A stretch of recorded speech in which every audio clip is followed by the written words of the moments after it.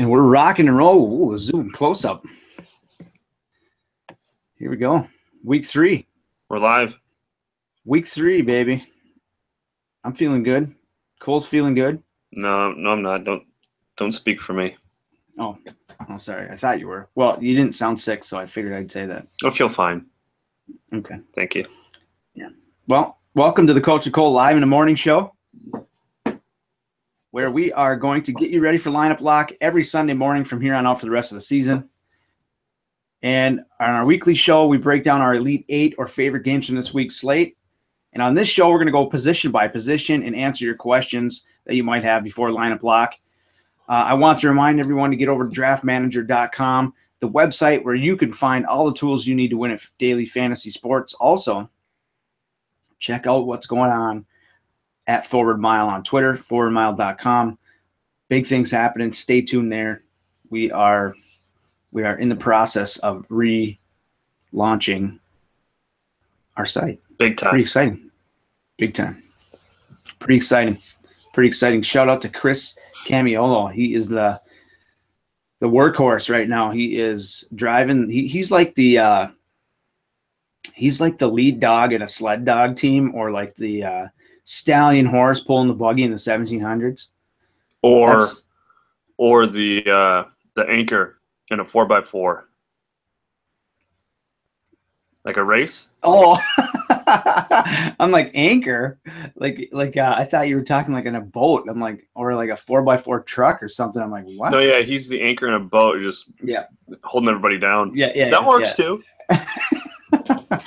Good job, Chris. Yeah. Well, big shout out to him. And that's not why you're out here though, to listen about that. So let's get into this slate. First thing we like to do on this show is go over the relevant injuries, things that you may need to know that you haven't caught yet as far as news goes. Let's start at the top, the latest stuff. Jordan Howard is dealing with an sprained AC joint. We're going to see how that's going to affect him today. I don't recommend playing Jordan Howard in any format. He's been banged up. He had a slow start to the season. He's averaging just 2.7 yards a carry, so I don't think that's somewhere that you should go. Buck Allen, he's going to start today. Terrence West is going to play, but he is still rehabbing a calf injury. So I don't think I would go there either. But Buck Allen is in line. Actually, what am I saying? They're already playing. Yeah, we don't even need to talk about that one. We don't need to talk about that one. Yeah, they're already playing. So I don't know what channel they're on, but you can see what's going on there. They're on no channel. They're on, like, the internet. Oh. I could not find them this morning. I was looking for it. They're on, like, CBS.com or some shit. Okay. All right. Well, find them on the internet. You can find out what Buck Allen's doing. Jordy Nelson and Brian Bulaga. Big news for the Green Bay Packers offense. They're both going to play today. So that's huge, because we saw what not having the two starting tackles for Green Bay did to them last week against Atlanta. And without Jordy Nelson, now they can stretch the field and at least use him as a decoy. So they're both in. If you got shares in the Packers offense, that's good news for you. Fat Rob Kelly, he's not going to play today. Jordan Reed is also probably not going to play today. He's not confirmed, but Rob Kelly is confirmed out.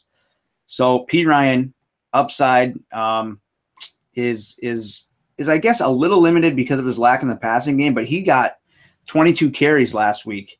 So I think if they're going to try to establish the run, they're going to do it with P. Ryan. I agree, but he barely did anything with it. Like, I don't even think he averaged like 3.5 yards a carry. Well, we got to understand, right, that it's the Washington Redskins run game and offensive line. So I mean, I still like this kid. I mean, coming out of college, he set all kinds of records in college. I think he's talented. True. So I think if he's got another shot to do it, it's this week. So if you need a streaming running back or something like that, we'll talk more about that stuff later. Jalen Ramsey is active. TJ Yeldon, another healthy scratch. So Jalen Ramsey being in that secondary, that's game's already playing. Stop talking about that game. I just like to talk about games that are already playing. That's pretty much the big ones. Cam Newton gonna play. He's in. I've got 3 big ones. Okay, yeah. They're all on one team on one side of the ball. Jacquez Smith, or however you pronounce his first name. I think it might be French, so it might be like Jacques. Chris Baker, and then Quan Alexander. All three of them out. Yeah. So 3 of the 7 starters in the front 7 for the Bucks are out. Dalvin Cook. We'll talk about that later. But interesting. I still like the Bucks today. Okay. Yeah, that's a good one. Jay Ajayi, he's going to play without limitations for the Dolphins. That's a big one. We thought he might be on a snap count or something like that. He is going to play. And I think that pretty much covers the injuries. DeMarco Murray, he is probably going to play today. We haven't got confirmation on that. Melvin Gordon, he's going to play today against the Chiefs. And again, Cam Newton, he's got shoulder and ankle injuries going on. And expect him to start. Talked a lot about him. I don't know, but he's going to play. We look at the weather today. There's no weather concerns across the nation. We are going to see football that should not be affected by weather whatsoever today. So that's not something we have to worry about. You shouldn't have to worry about it whether or not. Oh, that wasn't good. Well, that was all right. It wasn't good. Not great, but I'll come back with something later. Okay. Sorry. It's all right. So we're talking quarterbacks to start off the show, like we always do. And I got to just get this off right from the start. My player pool this week is not very big. There's not a lot of guys I like overall. It's at each position. It's pretty tight. I mean, last week I was all over the board. I had a lot of guys in my pool with my lineups, and this week I find myself coming back to the same guys. So with that being said, we look at the highest total on the slate: Washington, Oakland. The quarterbacks in this game: Kirk Cousins, Derek Carr. Kirk Cousins has not been good to start the season off. He's 7-6 on FanDuel. He is projected to be the highest point per dollar quarterback this week. How much Kirk Cousins are you going to play, and do you like that situation there against the Raiders? I'm not playing him at all, but okay. I mean, I'm agreeing with same thing with you.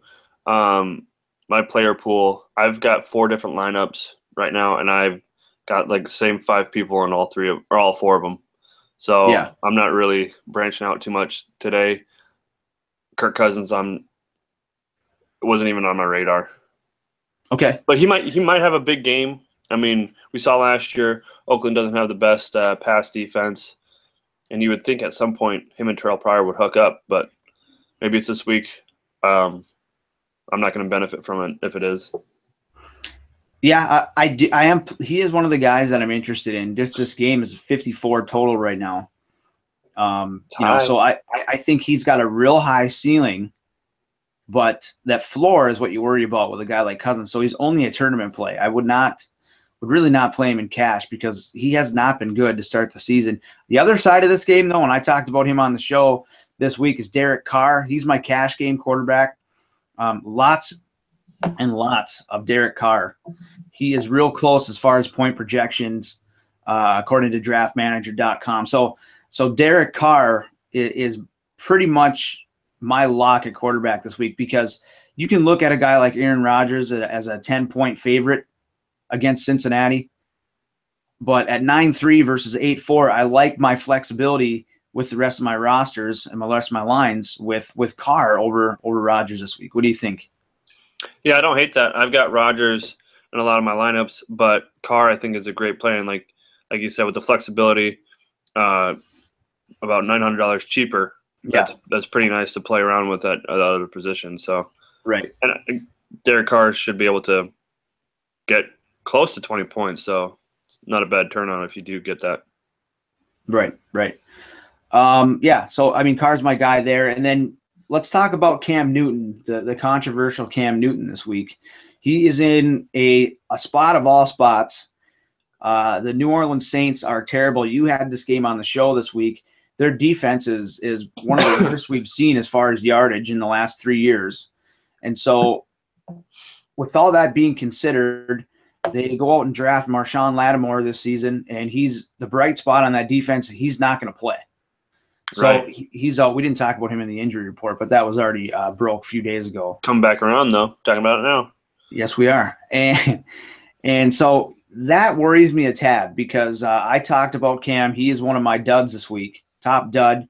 Article on Gridiron Experts. My 3 daily fantasy busts. He's number 1. And when Lattimore was announced that he wasn't going to play, the meter tilted a little way to the other side for me as far as Newton, but not all the way. I still think he is going to underperform what he should in this spot. He's 8.1 on FanDuel, and the fact of the matter is we like the upside as him as a runner, and I don't think he's going to run very much today. He's pretty banged up. He's been in the injury report all week long, and we know he got banged up last week in that game. But you look at his numbers, Cole, against the Saints. They're not very good, and he played almost this, a team that was worse defensively last season at home in the same spot and didn't do anything with it. So, again, with a couple more days to digest all this info, are you playing Cam Newton today, or are you fading Cam Newton today? If I were to play him, it would be a tourney. I'm not playing him, but his projected point total, and I don't have the numbers in front of me, but I'm assuming it has to be close to like 18 points, 19 points, something like that. Against the Saints defense, that's terrible. Yeah. But I don't think he's going to get that. I think he will get 15, 16 points. And like you said, with him, a big upside for his point total is his ability to run. But he hasn't been doing that this year. He's probably not going to do it today with the injuries that he has going on. So yeah, I don't really think that's a very smart play. Well, and the thing is about it, his offensive line has not helped him. They are one of the worst ranked offensive lines in the league right now. Yeah. And so due to the fact that the Saints run defense is so poor as well, and they've got McCaffrey and they've got Stewart, I project that they're going to give the ball to James Stewart quite a bit, and they're going to Jonathan. Jonathan James Stewart. I don't know. It sounded good. I'm gonna look that up. Jonathan Stewart. Wow.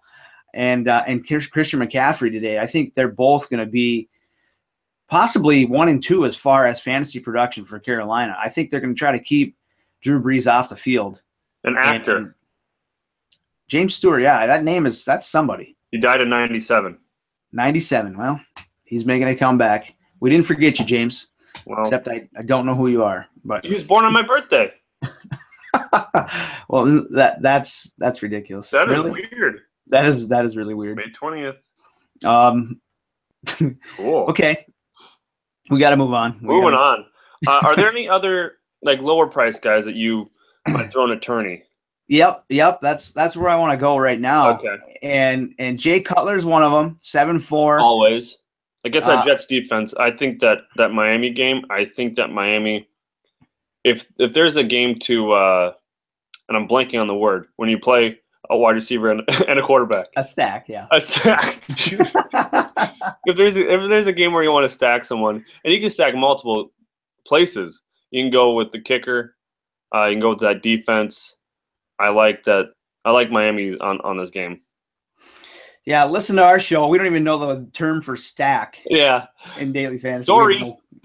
No idea. Just put those guys in the hit the button. I wish there was a way that you could say that you wanted to play a quarterback and a wide receiver quicker than having to play a quarterback and a wide receiver together. Yeah, but there isn't one.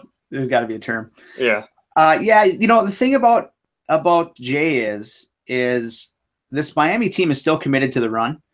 31 carries for Ajayi last week, but due to the fact that he's a little banged up, and what we saw Derek Carr do to the Jets last week, I like Cutler's upside. He's a sneaky play at 7-4. Definitely like Cutler. And then the other guy, and I don't know what your opinion is going to be on this, DeShone Kizer, Cleveland, taking on the Colts. 6.9. I actually really like it this week. I don't hate that. That's a sneaky little play there. Yeah. I have some shares of him. So those are pretty much the guys on my radar. And one of my calls was that this game was going to go over by 10. So exactly. That could help out. I have no stats to back up why I said that, but I just think that. Well, it's a pretty good assumption based upon what we've seen from these defenses.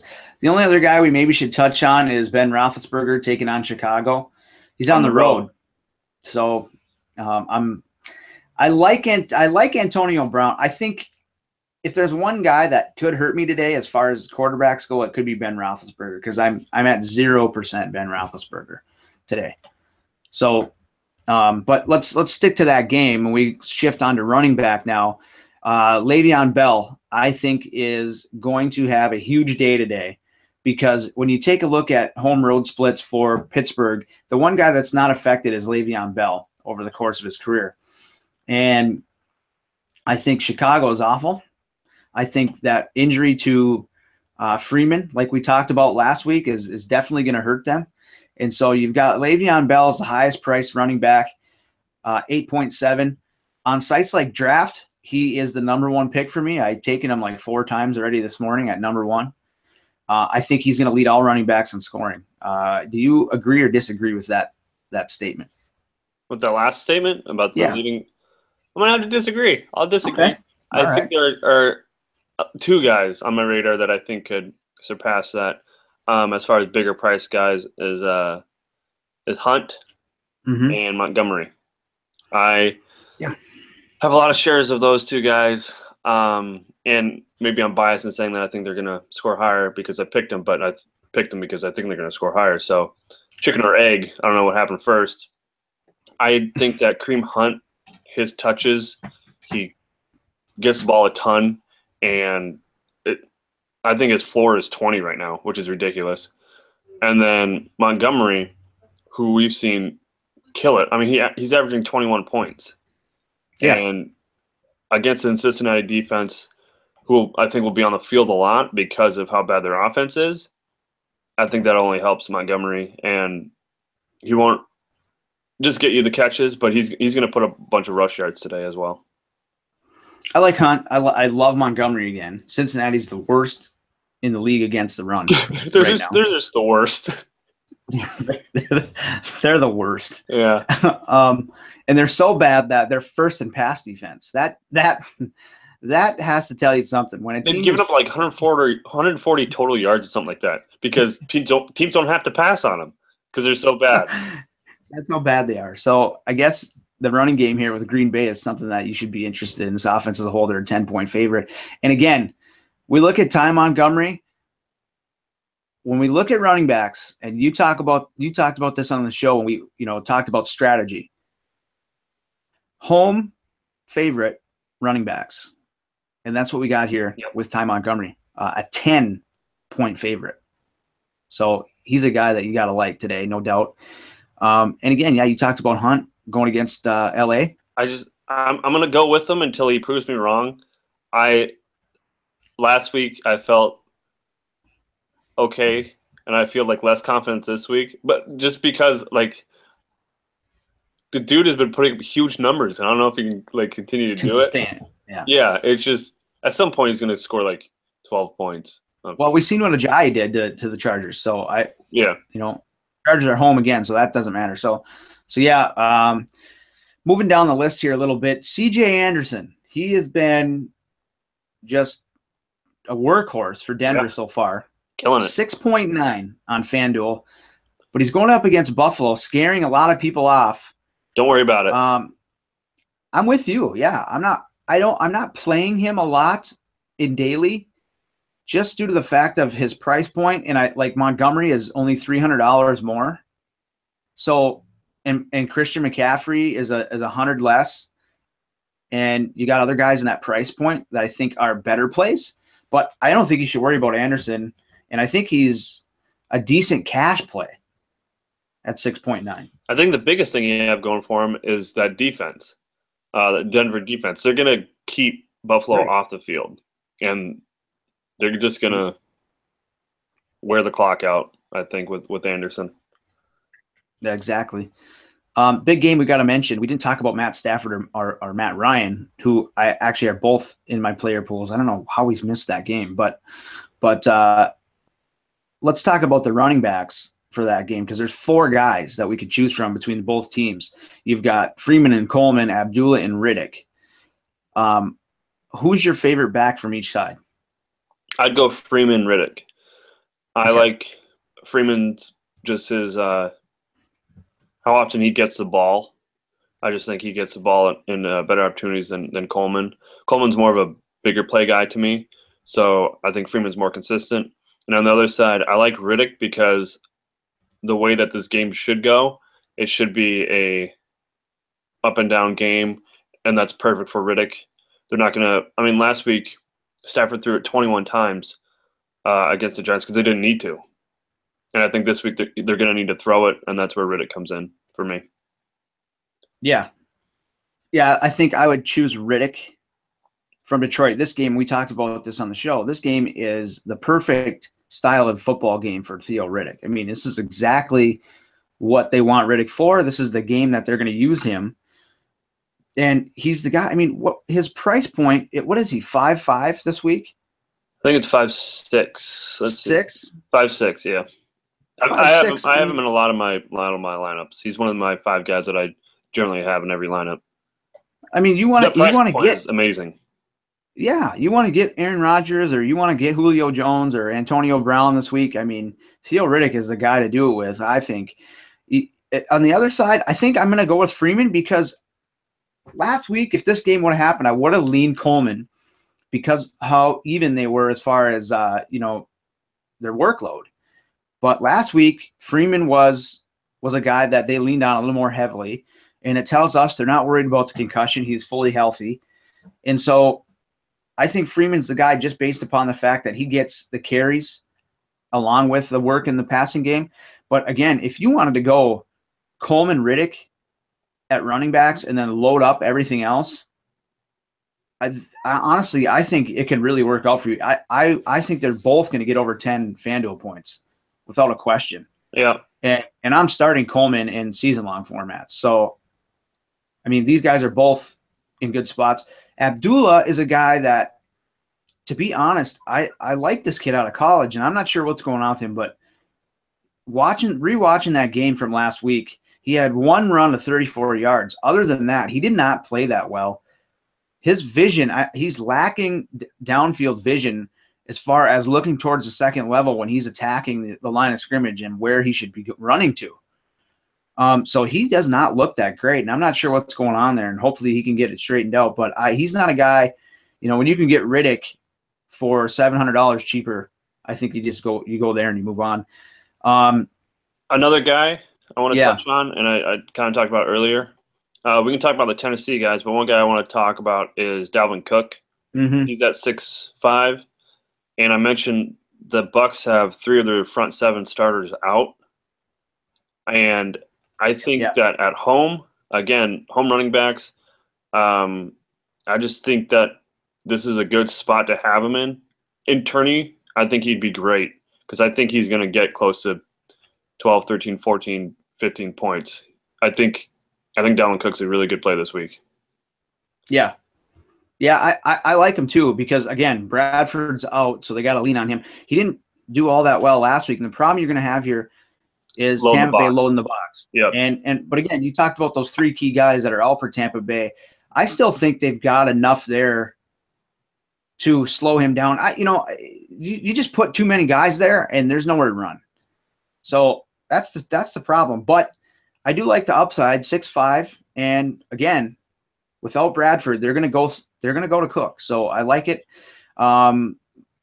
Real quick, Christian McCaffrey, he's one of my top plays this week. I just think that he's going to get some more touches than he's been seeing, and he's going to be involved in that short pass screen game and passing game against this New Orleans defense. 2 things. 1, do you play Derrick Henry? Yes. Murray playing? Murray played last week, and what happened? Okay. So I'm not worried about DeMarco Murray. He doesn't look good, and the fact of the matter is he's able to play, but he's not healthy, and Derrick Henry's healthy. And Derrick Henry looked 2 times better than Murray last week. I mean, I said this early in the week. I think Father Time's catching up with Murray. He just hasn't looked good. And so maybe he's more hurt or was playing hurt and is more hurt than he's letting on because it doesn't look like the old DeMarco Murray. But Derrick Henry looks like he's ready to take over that job. So, yeah, I'm playing Henry. Okay. And another thing, just for the viewers out there, you can put Gillislee in any lineup you want, he's going to get you like 12 points. Just a guarantee. Oh. He's going to get a touchdown. Okay. Yeah, he's not a guy I was thinking about, but 6'8". I mean, Gillislee, like yeah. all they're going to do is give him a touchdown and then like 50 yards.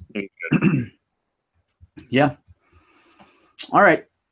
Let's move on to wide receiver, and let's talk about the elephant in the room. AJ Green taking on the Green Bay Packers. He is everyone's top play this week across the industry. And I get why. You look at the Pro Football Focus matchup.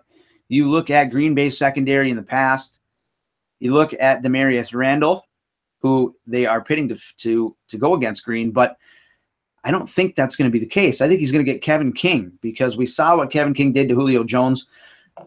McCarthy already led on to this earlier in the week, and he's going to get more snaps. He already had 40 more snaps, 40% more snaps than week 1 and week 2. So, and the problem I have with Green is A, Andy Dalton's been awful. B, the offensive line has been atrocious. They've been terrible. Eifert is out. And then 3, Eifert's out. And you look at the history of AJ Green's fantasy production with Tyler Eifert not in the game, it takes a dip. It takes about a 3-point dip. And that's a huge number when you're talking about the amount of games that he's actually played without Eifert. It's like 57 games. So it's not like, oh, he only played 4 or 5 games without him, and in one game it was bad, and the rest of the games it wasn't. No, this is a huge target share, or excuse me, huge amount of points data that we to see. 57 games, and so it's 3 points over that average. So that's significant. And so again, that's kind of what I talked about. Green Bay is going to be able to double cover Green. They're going to make life miserable or try to. As much as they can. So he's just not, we're speculating, right? All these guys are speculating that with the new offensive coordinator, that they're going to force feed the ball to Green because he's so unhappy with the way things are going. But that's speculation, right? We can't necessarily say. We don't know how this guy calls plays. We don't know if he's going to use Joe Mixon like no tomorrow with Mike Daniels being out on the defensive line. They did say Mixon is going to get more touches. I did read that they are looking to get Mixon more involved. Right. Yeah, we did see that report. So yeah, all that stuff, and it's just for me. Am I playing Green? Yeah, I'm playing Green in my hedge lineups because it's a smart thing to do. If you're going to take a stand on a guy and say, nope, I'm not playing him in my cash, I'm not playing him in the majority of my lineups, make sure you throw a couple GPPs or little, 5-mans or 10-mans or something, with the guys you're taking a stand on, because if it bites you, it won't bite you as hard. But again, it's just not there for me. I don't see it. Are you going to play Green today? No. Simple answer. Well, there you go. There you go. Okay, Antonio Brown against Chicago. He's going to get Kyle Fuller, man. I know they're on the road, but I love Brown this week. Yeah. Brown is – I think he's more of a non-liability than Le'Veon Bell as far as home road splits. I think out of the 3, Ben Roethlisberger is definitely the worst one. Right. But I would go Antonio Brown if I was going to pick one of those 3. Okay. Yeah. So, I'm playing him a lot. I just think it's – And 9,000 isn't that expensive for him. No, it's easy to put him. It's easy to fit him in. You can fit him in easily. Yeah. As a matter of fact, I've got him and Julio Jones in a lineup right now. So it's in our tournament. Oh, I'm not. I didn't say that. But we didn't even set our lineups yet. Nobody even talked about that. I know. I don't know what happened there. We dropped the ball. But Cooper Crabtree. Oh, okay. Cooper Crabtree. Who are you playing? If you had to pick one. Well, here's the thing. They're saying, and let me make sure I get this correct because I've seen it both ways, but let's see what Pro Football Focus says. They say that Josh Norman is going to get Michael Crabtree. Ooh. So, and let me look at the percentages here so we make sure we say this correctly. So we've got Crabtree who lines up Crabtree, who lines up in the slot 41% of the time. Is that his majority? But no, and see, that's the thing. He lines up on the left side of the field 29% of the time. Norman obviously takes a stand on the right side. So when Crabtree is on the left side, he's going to get Norman. But that doesn't mean that he's going to get Norman the whole game. And see, that's what I wanted to make sure we touched on here. Because Norman doesn't shadow. No, he doesn't. So, whichever matchup they want to exploit, they'll exploit. They'll keep it away from him. The rest of these guys are terrible. The rest of these defensive backs are terrible. So oh, excuse me. You know what? I might have said that wrong. Make sure you get the information right before you start spouting off. I know. Okay, yeah. So it's 29-29. So Crabtree is going to get 41% of Josh Norman, but what I said stands here. He's not going to get him the entire game, but they'll move their guys around and exploit the matchups. So I like both Cooper and Crabtree, and FanDuel put him at 7-7 on purpose to make people choose which one. And if I were to choose, I'm going Crabtree. I should have went, and I know this is revisionist history, like hindsight's 20/20, but we've said this before. Like if we're gonna pick anybody, we're gonna pick Crabtree because he gets touchdowns, and I didn't do that last week because I'm an idiot. Mm-hmm. But if I'm gonna pick either one of those guys, it's gonna be Crabtree. Crabtree, you remember in our season long when we were talking about the draft and everything, Crabtree was one of my top guys. I did not have Cooper in there. I just like Crabtree better because he gets touchdowns. Yeah, I'm not scared off by the Norman stuff. So me neither. I think a lot of people will be, and so his ownership is going to be down. So, but I like them both. I like the passing game in general for Oakland. It's the highest total on the slate, folks. So there's a reason. Do you like Odell? I'm not playing Odell. I'm not playing him in any format whatsoever. His price point is way too high for his production, and I get that it's he's proven that he can go off anytime, but that offensive line hinders our offense so much. Yep. And Eli has no time to throw it to anyone. And then we saw last week they can't even catch it when he does throw it to him. I don't like Odell this week. I probably don't like Odell next week. I can understand that. But here's the one thing. You talked about how pricey he is. That's why I like him in tournaments, because I can pivot off of Jones and Brown, go to Odell, a lot lower percentage. Ronald Darby's out, and he's going to get Jalen Mills. He's surrendered 0.36 fantasy points per route. That's the 13th highest in the NFL. So he's not good. And so what I think they're going to have to do, and this is what Odell specializes in, is they got to get the ball out quicker. And he had no setbacks last week, so I would assume he's going to be a little bit healthier. So if they can get him those quick slants, that quick screen stuff that he's good at, if they can get him going and get him into that yak mode where he's one of the best receivers after the catch, I just think that he's in a pretty good spot. And so I'm going to take a chance on him. But I'm with you.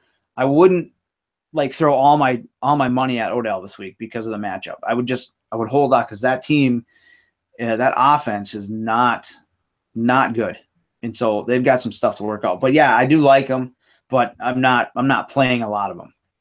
So a guy last week that we really liked, I like him again this week. I broke this game down on our show. Keenan Allen priced at 7.2. He works out of the slot, and Phillip Gaines is their slot cornerback in Kansas City, and he is garbage. And I think he's going to get just as many targets as last week, 10, 11, 12 targets. Last week he got 8 catches for 100 yards. I think he's going to duplicate that or even better. I think he's going to have a huge game. And the price point is really good for him. Yeah. Yeah, I kind of like him. I could see that. It's going to be under the radar. I think it's time we need to maybe get DeAndre Hopkins in some of your lineups this week. Is it 8% of the targets for Houston? That is by far the highest in the league. And we saw what these teams have done to the New England secondary. They lost Logan Ryan this offseason. These guys they've got are not as good. And so if Hopkins is going to be able to give us a 100-yard game, it could be this week. I just want to throw that out there. He's a guy that I don't have enough of.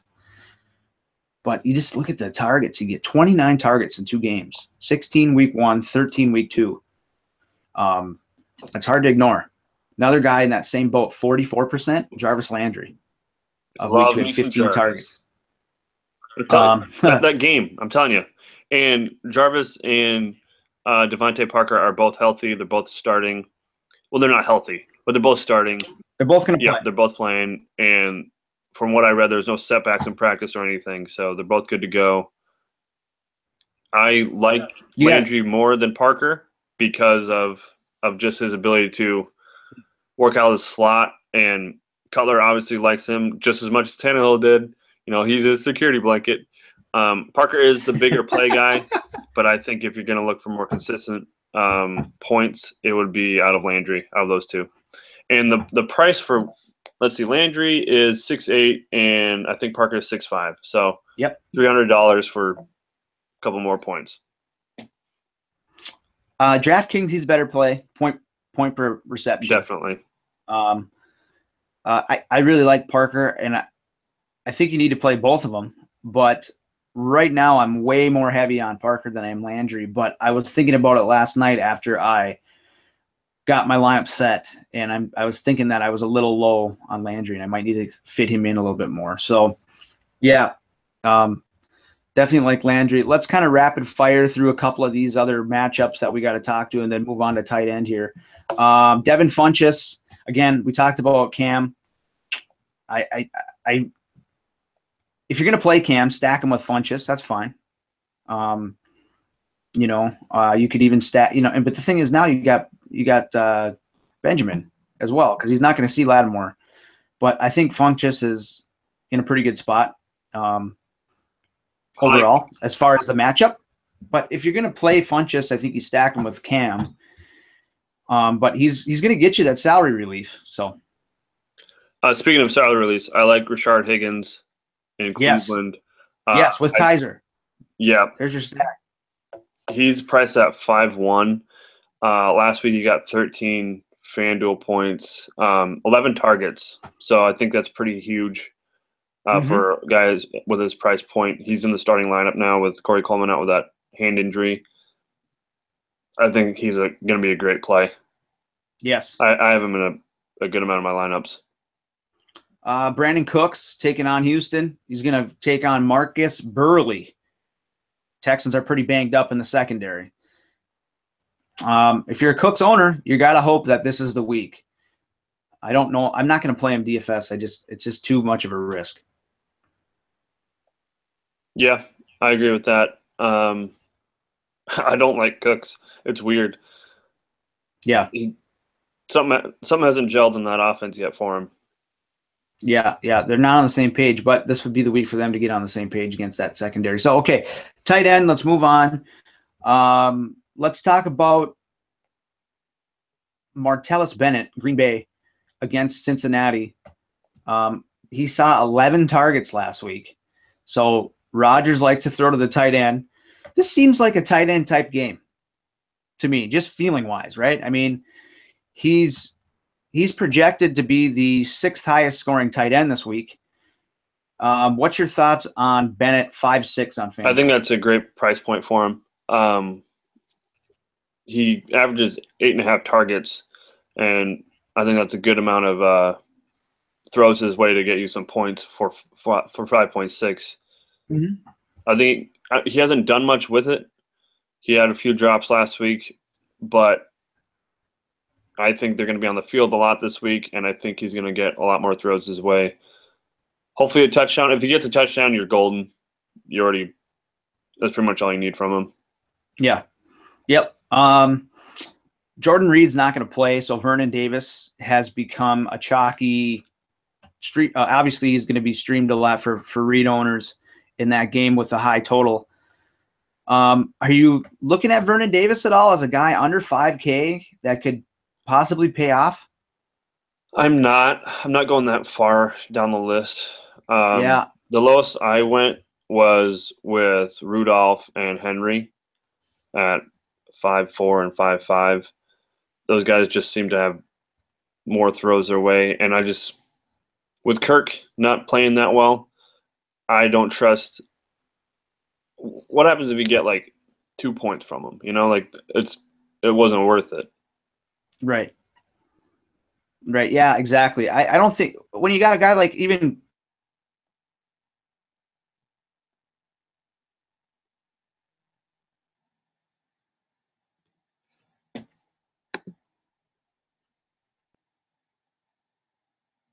What just happened? Is the screen frozen over there? Can you YouTubers tell us? Well, if you can't hear him, another guy that I like is Zach Ertz, of course. Zach Ertz is my boy. I think that with him and Wentz's connection that they had last year, I think it's definitely carried on to this year. And you should look for 12 to 15 points from your tight end. He's priced at 6'5", so he's the fourth highest price point. But I think it's worth it coming out of that tight end spot. Like I said, I like Henry. I like Rudolph. A lot of people seem to be on Jack Doyle, excuse me. I was looking at Jesse James and connected those words together. At 5'3", it's not a bad price point. Last week, what happened? I think Coach just got kicked off. So I'll just keep talking. He did have almost 12 points. He had 11.9 points last week. At 5'3", that's not a bad tourney play. I don't hate that. And that's pretty much it for tight ends. Everywhere else seems to have like some pretty bad matchups.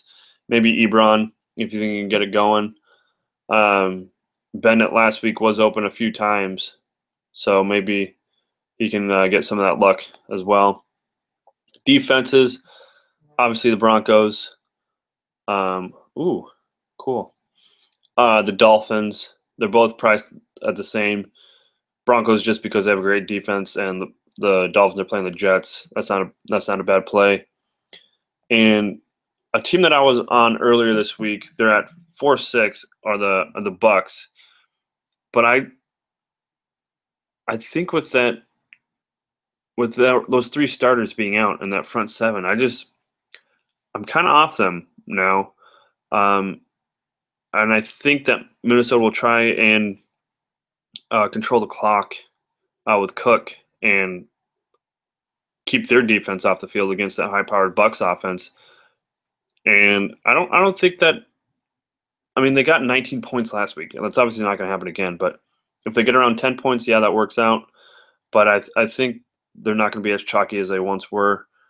I don't hate Green Bay's defense against Cincinnati, but with Mike Daniels being out and Nick Perry being out, that kind of worries me as far as getting pressure on the quarterback, which only helps out the secondary, which is kind of terrible, even though Coach won't say it, but they are. That is pretty much it for defenses. A cheaper one, yeah, that's pretty much it. Other than that, that would basically be it. I don't know if Coach is coming back. Do you guys want to keep watching me talk about stuff? I can talk about kicker Tavecchio, just because of his name. Pick him up for sure. You guys want to hear me read tweets? I can tweet stuff. There's nothing much going on over here. Nothing. Coach is trying to get back on. He just texted me. So that is pretty much it. I think I'm going to hang up now. So yeah, go over to our iTunes podcast page. Subscribe there. Subscribe here. Let us know what you think in the comments. Well, that's pretty much it. iTunes, TuneIn, whatever phone you have. Be on the lookout, like we said earlier when we opened it. Be on the lookout for Forward Mile. We got some stuff happening there. Big stuff. That's pretty much it. Thanks for stopping by.